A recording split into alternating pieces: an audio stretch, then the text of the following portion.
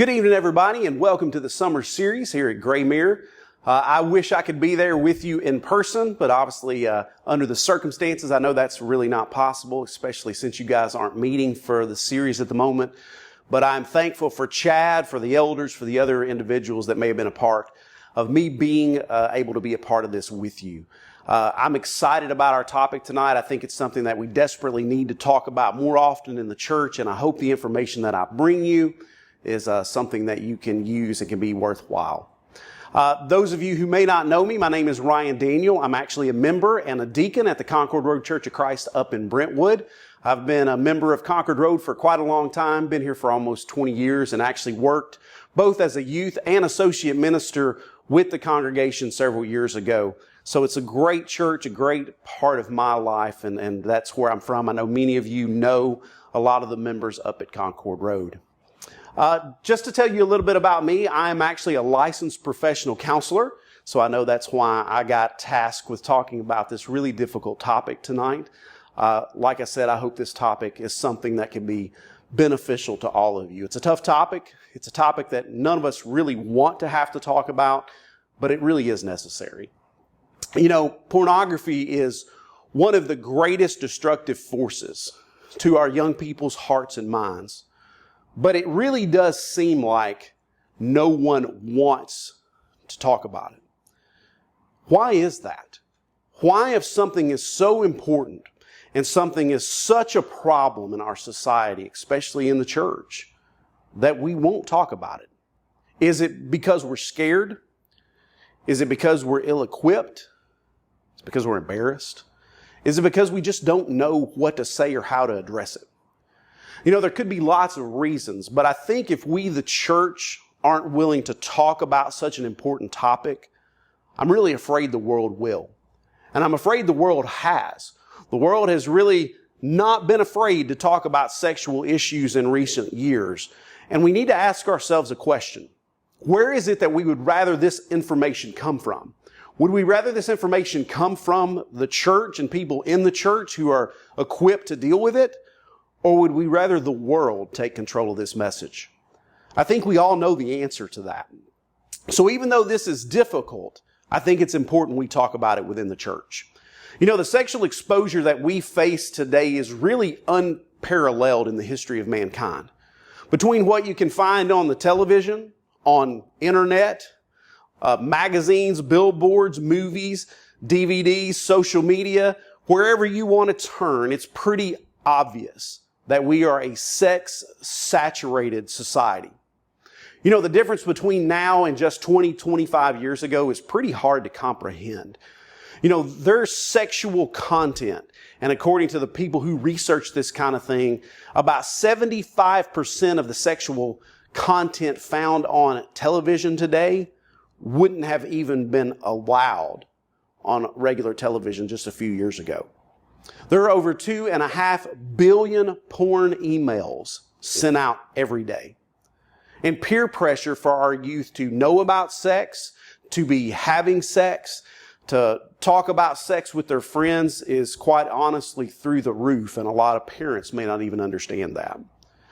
Our kids are being faced with sexual decisions oftentimes before they even fully understand what sex is, and before they even understand what the consequences of their behavior might be. You know, we have become, I believe, completely desensitized to the enormous sexual saturation that we have all around us. Let me give you just a few stats on how prevalent pornography is in our society. And I think you're going to be surprised by what you see here. First of all, there are almost 18,000 new adult movies created every year. That's about 50 porn films made every single day. Pretty incredible. Porn sites receive more regular traffic than things like Netflix, Amazon, and Twitter combined each and every month. 35% of all internet downloads are pornography related. In 2016, more than 4.5 billion hours of porn were consumed just on one of the world's largest porn sites. We have a situation where 11 porn sites are among the world's top 300 most popular sites. The most popular porn site, last time I checked, was at number 18. That actually outranks things like eBay and Netflix. Pornography is estimated to be about a $12 to $13 billion industry in the U.S. alone. That's equal to the NFL. Pretty incredible when you think about that. That pornography creates about as much money as the NFL does just in the United States. Now, if we were to go global, porn is estimated to be about $97 billion industry. If you want to know how big is that, I think you can see it on the screen. If you combine the NFL, the MLB, the NHL, and the NBA, the four major sports in the United States, if you combined all of them together, that's about $31 billion. That means that the porn industry, of course, brings in about, or a little bit more than 3 times as much money as the 4 major sports leagues in our country combined. Let that sink in. Combined. It's pretty incredible. And that amount is over $30 per person annually, which is more money than is spent on gambling. And the amount is larger than Hollywood's domestic box office's receipts. It's larger than all the revenues created by rock and country music. It's larger than all of those things, once again, combined. At $97 billion, porn is only slightly behind Microsoft. That stat's a few years old, but Microsoft a few years ago made $110 billion, and the porn industry made $97 billion. So it kind of gives you an idea of what we are talking about here. I mean, look, the reality is those stats are unbelievable. But let's get right down to it. How often do people actually view pornography? That's an important question. And when you look at the studies, the answer to that is they look at pornography a lot, unfortunately. The Barna organization, which I really trust their research that they do, they did a study on people who basically seek out pornography. And what that means is this is something that they did on purpose. It wasn't that they accidentally clicked on a porn site somehow. They were intentionally going to view pornography. And the numbers they found are pretty staggering. And I want to show those to you. Of all people, 13 years or older, this is what they found.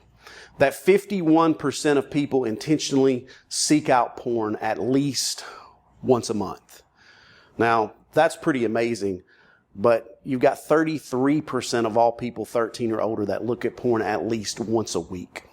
And as many as 12% of all people 13 and older look at porn intentionally, with an intentional reason of searching it out every single day. And when you trim the age group down a little bit, and you trim it down to 13 to 24-year-olds, what we find there is that 64% of them seek out porn at least once a week. Pretty incredible, isn't it? Pretty incredible. You want to know what's amazing about that? I don't even think this is the worst part of the study. The most concerning to me is just how flippantly young people see this issue. Young people see the issue of porn as just not that big of a deal, which that to me is the biggest part. There is a large gap between those that are 25 and older and what they think of pornography versus those that are younger than that and how they view pornography. If you look at those that are 25 and older, what you're going to find is this. 54% of them believe that viewing pornography is morally wrong. So just a little bit over half. But when you get down to the 13 to 24 demographic, you see a pretty big drop. 32% of that demographic believes that it is morally wrong. Now, if you flip that around, do the math, of course, that means that 68% of people between the ages of 13 and 24 think there is absolutely nothing wrong with viewing pornography. So about 7 out of 10. So this creates a dynamic where people have no issue searching out. That to me is a problem. Now, what I really want to show you and what's going to shock you, I think, is looking at what these young people think is actually more immoral than viewing pornography. Some of these young people will tell you that simply wanting something that belongs to someone else is more immoral. That using too much electricity, overeating, thinking negatively about someone with a different point of view than you, all of those things are considered more immoral. But the one that kind of gets me is actually, and you can take a look, hopefully you can kind of see that a little bit. One of the things that gets me is that a full 68% of people that think there's nothing wrong with it, that group actually believes simply not recycling is more immoral. Not recycling is more immoral. That to me is just pretty amazing. And my point in all this is we have a problem. We really have a serious problem. We are taking a sin that can damage hearts, a sin that can damage minds, a sin that can damage our relationship with God, that can damage our marriage, that quite honestly can ruin someone's life. We're taking that sin and we're kind of turning it into something that's just not that big of a deal. So the question would be, why is there such a big gap? Why do those who are 25 and older, why do they see porn as more immoral than those who are around the 24 and younger time frame? I will tell you that I think the answer is actually quite simple. The answer is accessibility. I think that's why. You see, the younger you are, the more desensitized you've become to it all. Because the idea of nudity, sex, and porn, it's really all around us. So those that are older kind of remember a time where some of these things were much more taboo, when it wasn't as prevalent, when it wasn't as easily accessible, and it was all viewed in a much more negative light. That's really not the case. And so accessibility is the biggest part of this problem.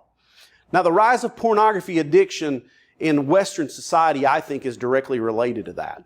Easy accessibility, and I want to tack on to that anonymity.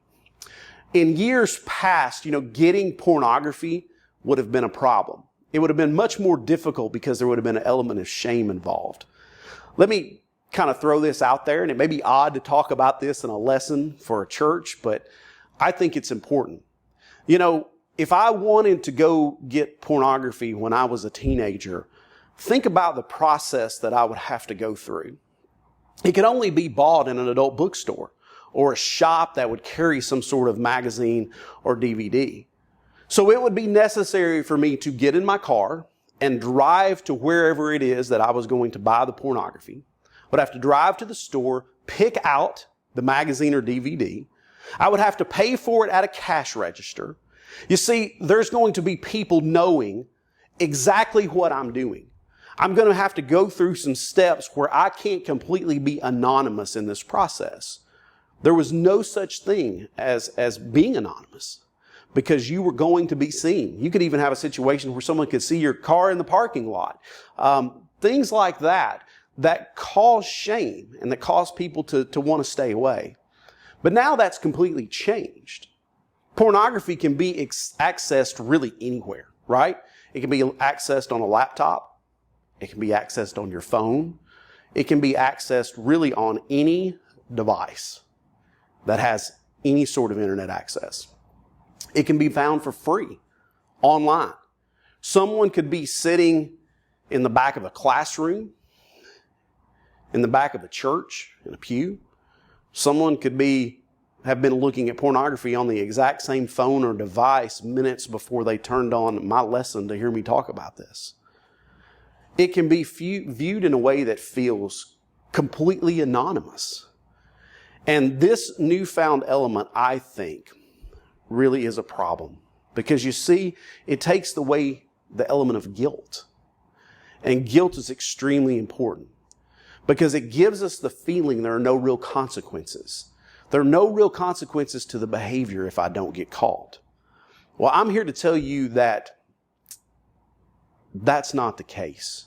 There are real consequences. And they're there whether we recognize them or not. And I particularly want to talk to the young people here. Just because your generation may not recognize that there are problems here, there really are. And I want to talk about some of these things. I want to talk about the dangers of pornography and what it does. And let me make this really clear. We could talk about this honestly for a long time. We could do many quarters on it. We could probably do several hours on this, an entire seminar. We're really kind of just scratching the surface. And so I want you to know that there are more things here than what I'm presenting, but these are just some things that I think are really, really important. You know, the oversaturation of pornography in our culture has caused us to become really desensitized to all the things it does cause. And really at the top of that list is I want to tell you that I believe pornography harms our children. We don't talk about this element a lot, but to me, this might be the most important one. You know, it's been estimated that approximately 1 out of every 3 girls and 1 out of every 7 boys will be sexually molested before they are 18 years old. And the relationship of pornography to child sexual abuse is pretty compelling. 77% of those who molested boys and 87% of those who molested girls admitted to being users of regular hardcore pornography. Now that's not counting the ones who may not have admitted to it. So there's clearly a pretty incredible correlation between abusers that abuse children sexually and what they are watching in the meantime. I think a second one that is really important that we need to look at is pornography degrades women. This is sometimes kind of hard to talk about and it makes people uncomfortable, but I think it's really important that we bring it up. Women are seen as animals. They are seen as playthings. They are seen as sex objects, and ultimately what it is, they're seen as merchandise. And I think this creates all kinds of problems and issues for a potential marriage. It sets up an inappropriate view of what God intended for the relationship to be between a man and a woman, and it creates really unrealistic expectations. Some people think I'm being a prude when I talk about this, but I think it's really, really important. Did you know among people who have admitted to having an extramarital affair that they are over 300% more likely to be using porn than those who are not having an affair? I think that's so profound. Also, those who watched porn while they were married, those people were more than twice as likely to be divorced as those who didn't. And women who watched porn during marriage, they were 3 times more likely to be divorced than those who didn't. You see, people who view pornography are simply just less happy in their marriages. And I think as Christians, we should be concerned about that creates some really big problems. You know, a study of 14 to 19-year-olds found that females who consumed porn videos on a regular basis were at a significantly greater likelihood of being victims of sexual harassment or sexual assault. And to me, that's something that we really have to take into account here, because it actually appears based upon that study that just watching porn simply caused young women to be willing to put themselves in situations where it was more likely for them to be sexually harassed, sexually assaulted, or even raped. Now, let me make it very clear. I am not saying that if that happens to a woman, that it is her fault. Sometimes people misconstrue that. What I'm saying, though, is if a woman watches pornography on a regular basis, it seems that she is much more willing to put herself in places that makes it likely for her to have that happen. So there are real problems there that we need to make sure that we understand. Another one is pornography desensitizes us to deviant behavior. This one to me is important because desensitization is a really big deal. What was once shocking, what was once revolting, now that's something that's commonplace. It's ordinary. It's something that we really accept over time. And those who view hardcore pornography on a regular basis start to become completely desensitized to all types of deviant behaviors. Ironically, it's not just sexual ones. It's all kinds of deviant behaviors. There was a professor named Cass Sunstein who wrote in the Duke Law Journal and said that some sexual violence against women, and I'm going to quote him here, he said, would not have occurred but for the massive circulation of pornography, end quote. In his study, he cited all kinds of cross-cultural data, and he concluded, and this is a conclusion from the study, he said that the liberalization of pornography laws in the United States, Britain, Australia, and the Scandinavian countries has been accompanied by a rise in reported rape rates. In countries where pornography laws have not been liberalized, there was a less steep rise in reported rapes. And in countries where restrictions have been adopted, reported rates have decreased. You know, long story short, basically what that suggests is using porn regularly simply cause people to be more edgy, to be more angry, to be more pushy. And there was a willingness among those people to do things, whatever it was, to get what it was that they wanted. That, again, is a major concern. The next point that I think is really important is pornography is as addictive as any drug. Now, the field of research on pornography addiction is fairly young, but there is one thing that most experts will tell you, and that is that it is as addictive as any drug. Some experts actually think it may be worse than something like a crack cocaine or heroin addiction. And their reasoning for that is we are dealing with the brain here. You know, a drug addict has to have their drug in order to get high. But the problem is a porn addict can simply get their fix or their high, if you will, by searching for and recalling images in their mind. You don't have to have the pornographic image, if you will, in front of you. If you simply recall it in your brain and fantasize and masturbate, your body will still release the chemicals into your brain and your nervous system. So you're getting the same thing out of it. And being addicted to those chemicals, the chemical release that you feel there, and doing whatever it is to get that high, you see, that's the same thing as a drug addiction. The difference is that the drug, the chemicals that your body is really wanting, they're things that your body produces naturally. So you have the drug with you, if you will, any place, any time, wherever it is, you can access it. Now, something that I think is really important, and I want to say this, and I know this may make some people uncomfortable, but what takes place in the brain during sexual healthy activity, which would be what we as Christians would say would be in that relationship between a husband and a wife, the difference between that and what happens when someone is masturbating to pornography, those are two totally different things. There's actually research on that shows that our brain knows the difference, and the chemical releases that we're getting in the brain, that there are some differences there. One of those is very healthy. The other one is not at all. Another point here about the dangers of pornography, the fifth and final one that I have, is that pornography is completely devoid of real intimacy, and it causes objectification. You know, pornography is a disembodied visual experience. There's no attachment or intimacy there. It's really all about the sexual element. So in many ways, it's kind of almost short-circuiting the process.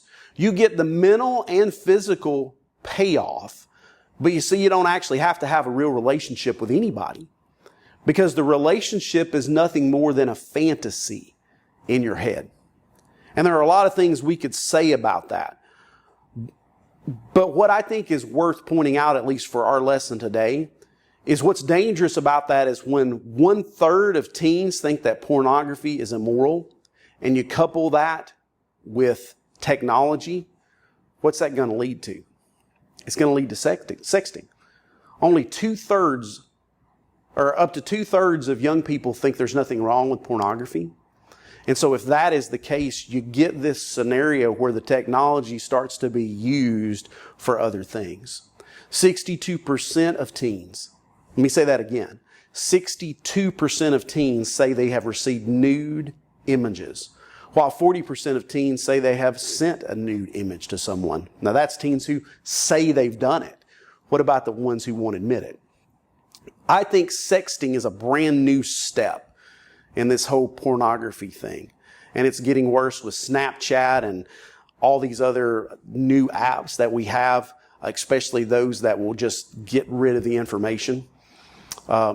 This is a new step because what happens is it's getting personal. And it is a particularly dangerous step because it's inviting us to not only sexualize our relationships when we're young, but it also invites us to basically disembody and detach from our relationships. To kind of simplify that, it causes us to objectify individuals, to physically objectify them. You have a crush on a girl, we see with a little persuasion, you might be able to convince her to send you a topless photo. You might get to experience her body and probably, I would assume, personal pleasure from that, but there's no intimacy. No intimacy involved. You don't even have to be in any kind of physical proximity of the individual. There's none of the risks of physical sex, but you get to enjoy things that you really shouldn't from a moral perspective. And then here's the other catch. Those who are sending those photos, they begin to feel a sense of validation, a sense of self-worth that comes from that objectification. They're told how pretty they are. They're told that this individual is crazy about them. Of course, that's part of the getting them to send photos and those kind of things. But it's a situation where they get self-worth. And let me ask you, what teenager is not looking for validation? What teenager is not looking for self-worth? And then that causes them to want to distribute pictures of their bodies, and not only to send them, but to do it over and over again to get the validation. That's scary, folks. And we haven't even gotten into what can happen with the pictures you send and how those pictures can be used to blackmail people, how those pictures can be used to embarrass people, how those pictures can be shared with other people. There are all kinds of things that can happen as a result of that we just don't have time to talk about. But some pretty scary things that we often, again, don't spend very much time realizing can actually happen. I want to move to the next step of this, and that is there are some key elements that are really important. There seems to be some similarities among those that are really addicted to pornography, and we can almost create a profile, if you will. And one of the reasons that I'm telling you this is I want you, particularly as parents or as youth ministers or people who are involved, especially with young people, so that you can maybe see some of the signs that are there. First of all, it often becomes a major problem when it starts at a young age. There is a higher likelihood that an individual becomes addicted to porn if they start viewing porn between the ages of 10 and 14. The younger you look at porn, the more desensitized you become to it. Now, I know I get asked all the time, people say, you mean young people as young as 10 can become addicted to porn? Yes. As a matter of fact, I met a young man who was 5 or 6 years old. He's not that now, but he was talking to me about some issues in his life, and he had started viewing porn when he was around 5 or 6, thanks to his father leaving some things exposed where it wasn't supposed to be. So there's a whole other element to that. We don't have time to get into all of that, but the reality is absolutely studies show that 10 years old is not an uncommon time frame for young people to start looking at porn. A lot of parents don't realize that. They kind of freak out by that when they hear that and they think it can't be true, but the studies show that that is the case. Another piece that we don't really like to talk about, but I think is really important, is oftentimes addiction, not just porn addiction, but addiction in general, comes from homes in which parents are extremely controlling or they are extremely uninvolved. You can see those are kind of polar opposites there. When we're talking about controlling, I'm talking about very strict, very rigid type households. And then, of course, the opposite of that is a home in which a parent is completely disinterested and disengaged in their child's life. There is a high correlation between addiction and parents that guilt and shame their children. Children who are shamed often turn to all kinds of coping, soothing mechanisms, soothing behaviors, so they can deal with the emotional rejection they feel from their parents or they feel from loved ones. So that's part of the reason for that growing up in a controlling and manipulative home can create that, because it creates unhealthy coping mechanisms, essentially. So not only will you see porn there, you'll also see sometimes drug addiction, alcohol addiction, those kind of things. So that's really important. It creates those unhealthy coping mechanisms. Now I'm going to say this, and this is not popular, but it's important. It is unfortunate, but it is very true that a lot of shaming exists in Christian homes. A lot of shaming exists in Christian homes. And oftentimes when children don't live up to their parents' expectations, parents shame their children. Now, if we're not careful, that can start a cycle that can lead to a serious addiction problem. Now, I know a lot of parents, I've had parents come to me and say things like, well, are you saying that I shouldn't let my child know when they've done something wrong? Well, of course not. But there is a difference in your child experiencing a healthy level of guilt and what I call a toxic level of shame. Those are two different things. If a child feels like that they are a complete and utter failure and disappointment, that their parents may not love them because of a mistake that they have made, that falls in that category of shaming. And unfortunately, you see that when children make big mistakes or really mess up, that they kind of feel unloved because of a mistake that they have made. You can absolutely punish your children and teach your children the difference between right and wrong without shaming them. And that is something that is really important. But what can have happen is we see it. The numbers play it out that many times in Christian homes, pornography is a bigger problem than it is in the general population. Now that seems crazy. And I think the answer is this issue right here. It's the idea of a child being shamed. And I think about this from, I tried to think, how is that possible? But when I was a teenager, if I went to go drink and my parents found out, they would kill me. If I was doing drugs, I would get in such trouble that I can't even imagine. But if I was a teenager and had a cell phone where I could access pornography as a coping and a soothing mechanism, absolutely that makes sense. Because Christian kids are concerned usually about doing things and getting caught. They don't want to get caught. Not that all kids aren't that way, but as we just saw, 2/3 of our children think that pornography, that there's nothing even wrong with it. So there's a desensitization there. It's easy for them to turn to a coping mechanism like that. And I think that's a big deal. And I think that's a big part of why it's often a bigger problem in churches. I'd like to talk more about that, but I want to make sure that we get to some of our other points. Our next one is loneliness and isolation. It's common to find a higher rate of pornography among young people that spend many hours alone or that feel socially isolated, they feel awkward or rejected. Without strong social support, this isolation can lead kids to think that nobody cares.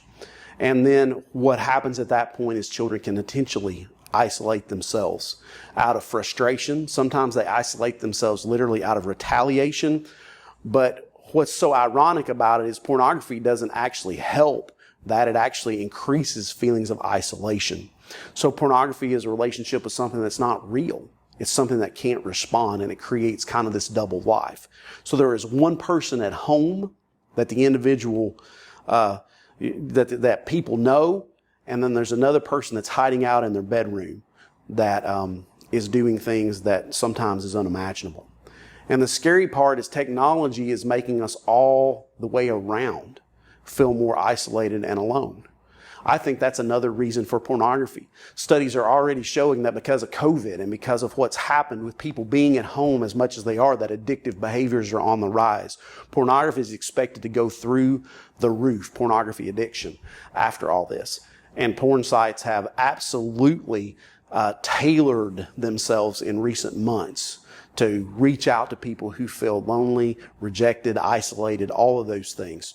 So we expect, most people in my field, that pornography addiction will be an increased thing because of all this. Not like it wasn't already a major problem, but we think it's probably going to get worse. because of the technology and because of what's happened. It's not good for us to be isolated. It's not good for us to be separated and alone. Although it's wonderful that I can be sitting here speaking to a camera and talking to you via that way, it would be much better if we could be together. We all understand that because it's important for us to be connected. You know, there's a strong correlation between the time spent on social media and the level of unhappiness that people feel with their own lives.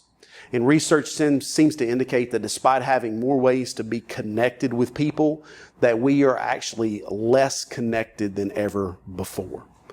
That young people have fewer friends that they can really count on.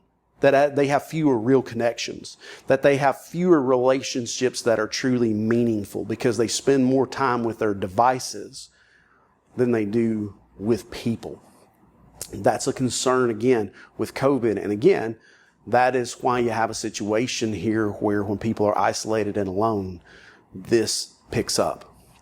Another important piece of this is seeing a model of unhealthy relationships. You know, there are several unhealthy relationships that seem to be highly correlated with this addiction. Research shows that there's a high correlation between young men that view lots of pornography and a negative relationship with a father. This includes a child feeling like he can never measure up, that he can never be the man that dad expects him to be. That's a very common thing for young men and pornography addiction. We also see it when mom and dad don't give an appropriate model of what a marriage is supposed to look like at home. A son grows up and he has no idea how a woman should be treated because his dad never treated his mom appropriately. So he sometimes doesn't even know some of the behaviors are wrong. And when children are sexualized from a young age, watching pornography, watching R-rated movies, having little or no boundaries, maybe even being involved in sexualized behaviors at a younger age, they often mistake sex for love. And you can see how, especially for young women, that becomes a real problem. If they have a horrible relationship with family at home and there is this correlation in their minds between sex and love, they have this tendency to want to be sexually active so they feel loved. And of course, we all know the problems that that can create. And it's also important to note in the midst of all this that addicts hide problems. When someone is hiding that they have an issue, one of the major problems with that is it limits how close they allow people to get to them.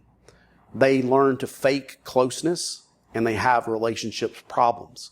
They fear getting into relationships. Again, all of that is a part of this seeing this model of unhealthy relationships. And finally, early childhood abuse is a part of this as well. A child's mind cannot make sense of what a sexual experience means. So if a child is sexually abused, it creates all kinds of confusion of what to make of that experience.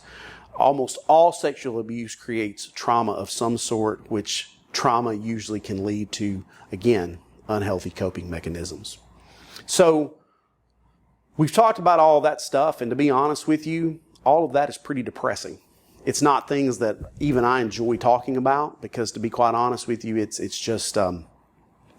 depressing to know even if our kids aren't involved in those things, just that it's that kind of temptation.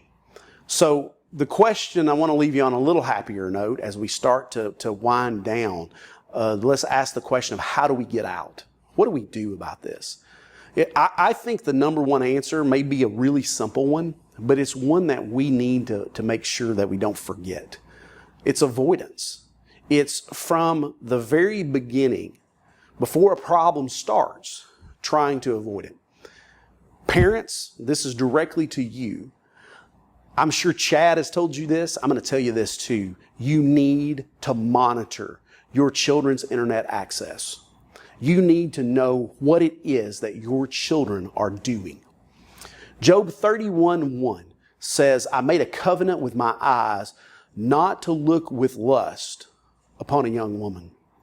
2 Timothy 2:22 says, flee also youthful lust, but pursue righteousness, faith, love, peace with those who call on the Lord out of a pure heart.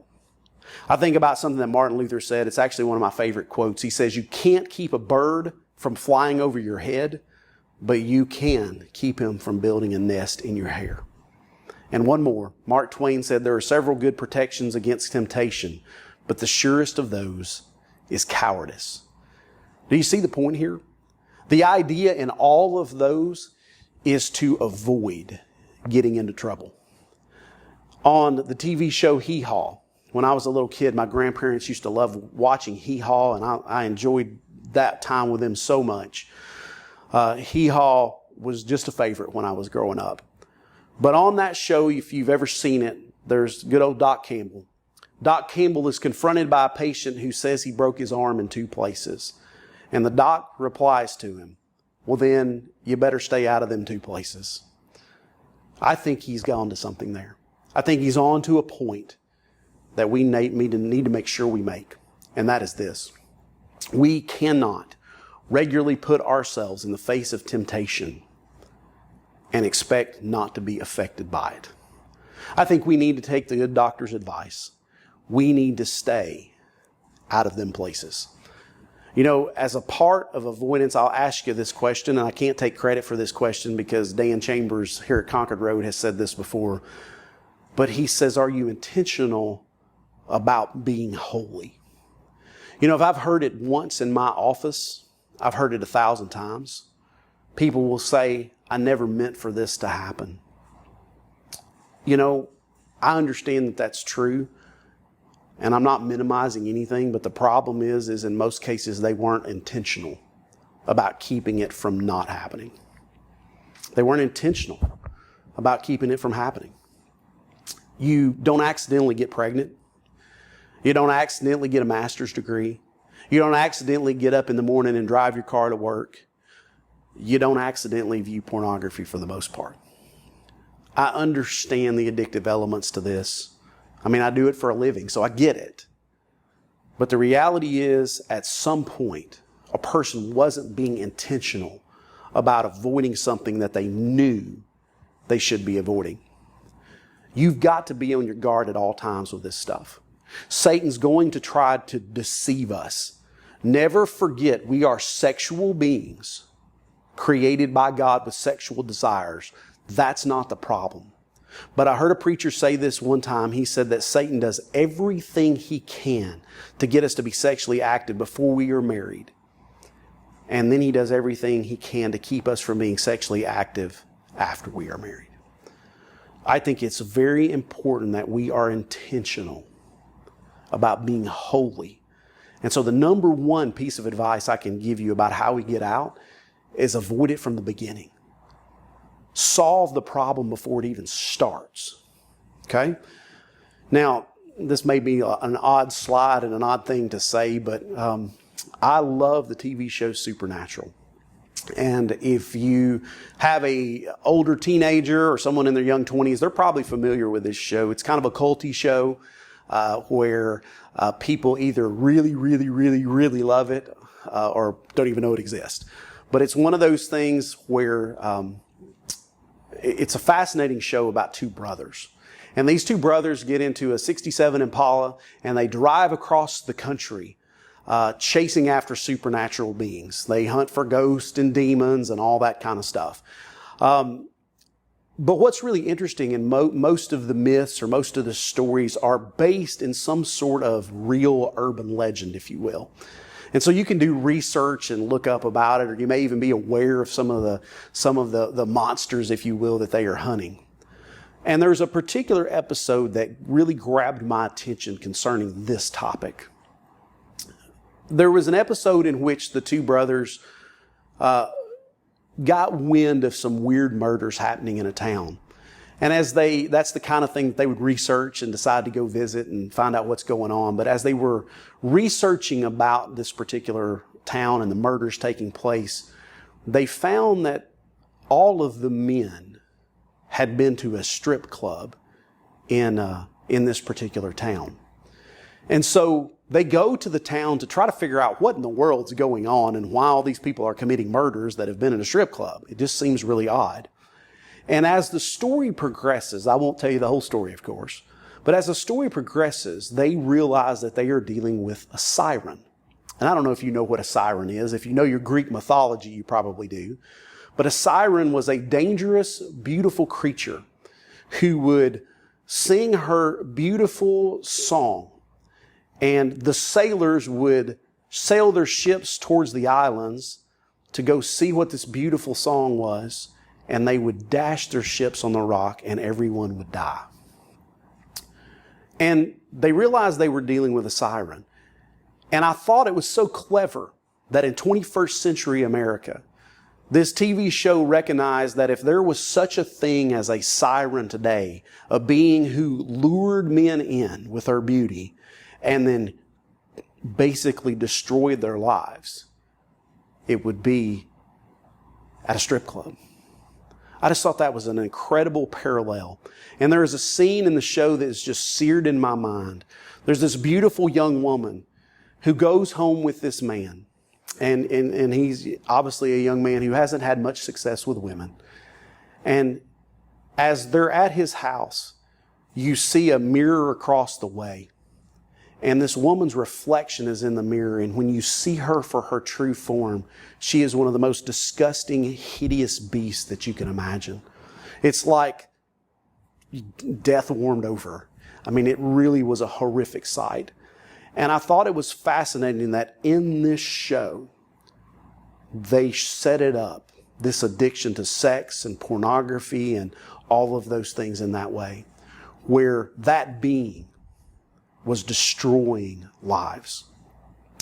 I think about James chapter 1, beginning in verse 13. It says, "Let no one say when he is tempted, I am being tempted by God, for God cannot be tempted with evil. And he himself tempts no one. But each person is tempted when he is lured and enticed by his own desire. Then desire, when it is conceived, gives birth to sin. And sin, when it is fully grown, brings forth death." You think about it in the context of that show. When we see sin for what it really is, we want to intentionally avoid it. If those men in that show knew they were bringing home a siren, if they could have really seen what it was doing to them, that it was bringing death, that it was bringing destruction into their home, you see, they would have never done it. That's kind of how I think we need to view pornography. That it will bring destruction into our lives. And instead of seeing it for the beauty that they try to get us to see it as, that we need to see it for that evil, awful, terrible image of what it really truly is. So we talked about the first one being avoidance. I want to go to the second one, and the second one is confession. I like to call this removing the veil of secrecy. You see, by confessing there is a problem, the veil of secrecy is removed. Part of what allows people to stay in pornography addiction is the fact that they can hide it so well. So when it's out in the open, it has to be dealt with. That's a biblical principle. 1 John 1:9 says, if we confess our sins, He is faithful and just to forgive us of our sins and to cleanse us from all unrighteousness. Psalm 32:3 says, for when I kept silent, my bones wasted away through my groaning all day long. And Psalm 51:4 says, against you and you only have I sinned and done what is evil in your sight, so that you may be justified in your words and blameless in your judgment. We have to remove that veil of secrecy. Now, let's look at the next one. Number 3 is partnering. I think it's important in this whole process of someone struggling with this to be accountable to someone. That means you sit down face to face with someone, you look that person in the eye, and you honestly and openly discuss the struggle that you are having and what's going on in your life. That also is a biblical concept. James 5:16, confess your trespasses to one another and pray for one another. Proverbs 27:17, as iron sharpens iron, so a man sharpens the countenance of his friend. Hebrews 3:13 says, exhort one another daily while it is called today, lest any of you be hardened through the deceitfulness of sin. And James 5:20, remember this, whoever turns a sinner from the error of his way will save him from death and cover a multitude of sins. And I think another one that we need to be really focused on is this. Realizing that sex is not the enemy. Sex is not bad.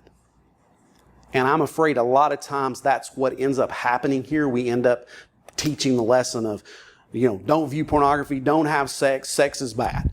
Sex is not bad. God created sex for man to enjoy in its proper context.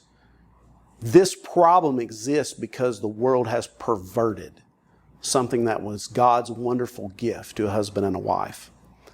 I really believe, and again, not trying to be controversial when I say this, but I kind of feel like we need to grow up a little bit in the church in this regard. We need to learn to honestly address sex appropriately and stop being afraid of this topic.